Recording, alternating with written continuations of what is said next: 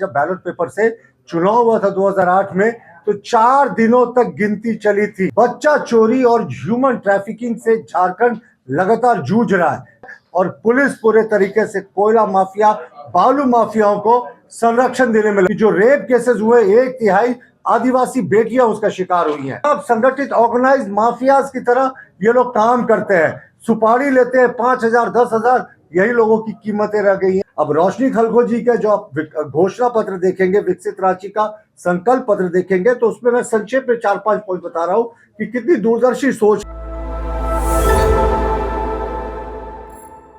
देखिए, आज की प्रेस वार्ता का 2 मूल मुद्दे से हम लोग शुरू करेंगे। मैं ज्यादा नहीं बोलूंगा, 10 मिनट बोलूंगा, अंतिम 2-3 मिनट में रांची के मुद्दे पे आऊंगा। लेकिन सबसे पहले आप देखें किस तरीके से जो सत्ताधारी गठबंधन के दल है, इन्होंने हथियार ही डाल दिया। हथियार डाल दिया इसलिए कि इन्होंने दलगत आधार पर चुनाव नहीं कराया, क्योंकि साफ पता था कि साफ स्क्रीन पे और जो अखबारों में बीजेपी ने 80% सीटों पर स्वीप किया, ये देखना नहीं चाहते थे। दूसरा, ईवीएम से ये सरकार खुद 2 बार जीत कर आई है, माननीय हेमंत सोरेन जी की सरकार, लेकिन बैलेट पेपर से कुछ चुनाव कराने का निर्णय लिया। और आपको याद होगा कि पिछली बार जब बैलेट पेपर से चुनाव हुआ था 2008 में, तो 4 दिनों तक गिनती चली थी। तो ये धांधली और आशंका से हम इनकार नहीं कर सकते, खास करके जब राज्य निर्वाचन आयोग बिल्कुल किंग की तरह विमूढ़ हो गया है और हमारी शिकायतों पर संज्ञान नहीं ले रहा। देखिए, रांची के मुद्दों पे संक्षेप में आने से पहले क्या स्थिति हो गई है राज्य सरकार की और क्यों हर एक जगह राष्ट्रवादी उम्मीदवारों का समर्थन करने की आवश्यकता है, बहन रोशनी खलखो को मेयर क्यों बनाने की आवश्यकता है।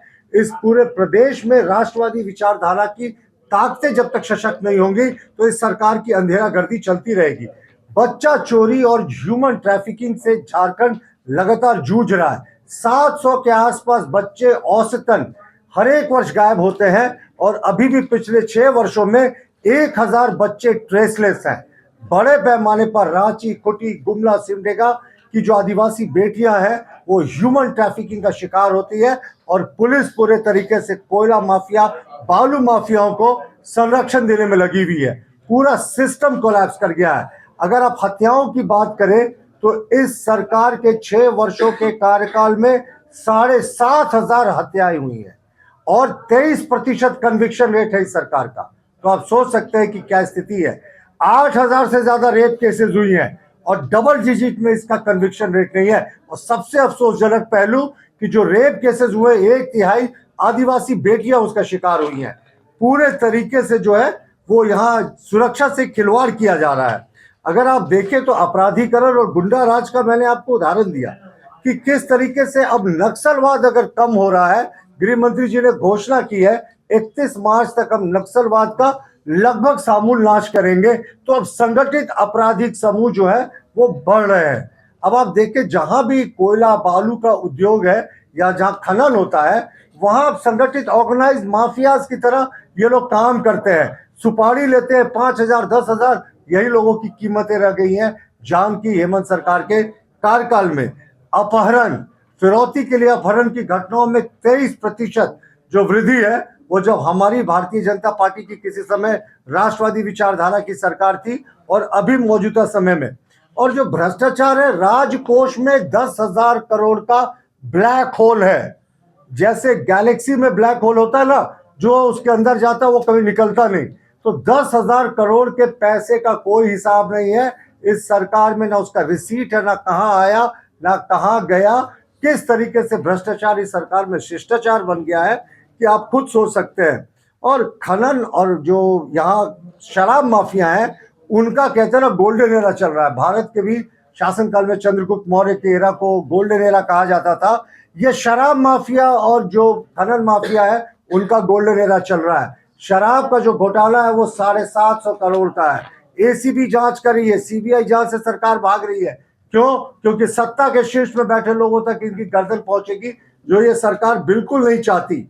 सैकड़ों एकड़ जमीन सरकारी माफियाओं को सौंप दी गई है और पूरे तरीके से देखिए, तुष्टीकरण का इस सरकार ने एक नया अध्याय लिखा है। किस तरीके से साहब यहाँ तुष्टीकरण चारों तरफ व्याप्त है, किसी को बताने की आवश्यकता नहीं है। इस पर मैं डिटेल में नहीं जाऊंगा। स्वास्थ्य सिस्टम वेंटिलेटर पे इस सरकार में, राष्ट्रवादी शक्तियों को जीतना, विकास वाली शक्तियों को जीतना इस चुनाव में क्यों महत्वपूर्ण है? राज्य में विशेषज्ञ डॉक्टरों के 61% पद, नर्सों के 52%, पैरामेडिकल के 80% पद खाली हैं और सरकार सिर्फ कमीशनखोरी में लगी हुई है। जो एक्सपायर दवाएं हैं वो रिम्स जैसे प्रतिष्ठित संस्थान में वो बांटे जा रहे हैं। 10 रुपए की सिरिंज और 30 रुपए की दवाओं के लिए मरीज तरस रहे हैं। जो अव्यवस्था है सारे हॉस्पिटल्स में वो बहुत ज्यादा हो गई है। और अब आप नगर निगम के चुनाव के लिए अगर आप देखेंगे तो जिस तरह की स्थितियां हैं आपको दूर देखने की जरूरत नहीं है। क्या स्थिति हो गई है साहब? सड़कों की जो पीसीसी सड़कें बनती थी जर्जर है। और म्युनिसिपल कमिश्नर साहब या छोड़ दीजिए उनकी बात, कोई एएमसी हो या दूसरे अधिकारी फोन नहीं उठाते। तो ये सरकार ने जो 3 वर्षों तक चुनाव नहीं कराया उससे 2100 करोड़ रुपए का जो सेंट्रल ग्रांट मिलता है नगर निकायों का उसका सीधे नुकसान हुआ सिर्फ चुनाव नहीं कराने के कारण। तो 2100 करोड़ जो गरीबों के विकास में जाता इस सरकार ने इसको डुबा देने का काम किया। अब रोशनी खलखो जी का जो आप घोषणा पत्र देखेंगे, विकसित रांची का संकल्प पत्र देखेंगे तो उसमें मैं संक्षेप में 4-5 पॉइंट बता रहा हूं कि कितनी दूरदर्शी